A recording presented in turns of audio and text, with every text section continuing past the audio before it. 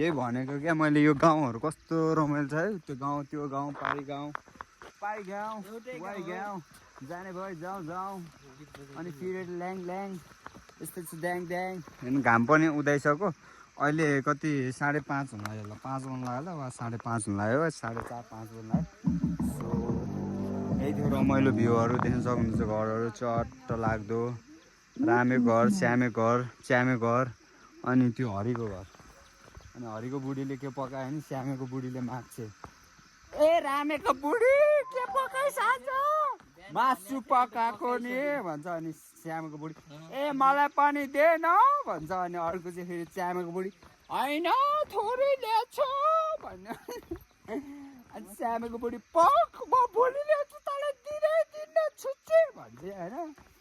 यस्तै यो चाहिँ के अरे यो चाहिँ श्यामेको घर क्या श्यामेको घर चाहिँ गाजाले भरेको छ अरे क्या अनि रामेको घर चाहिँ कहाँ जङ्गलमा छ अरे क्या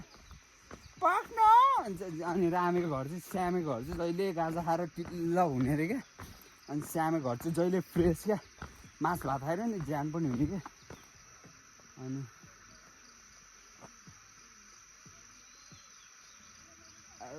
इस्कुसको बोट हेर्नु न कस्तो राम्रो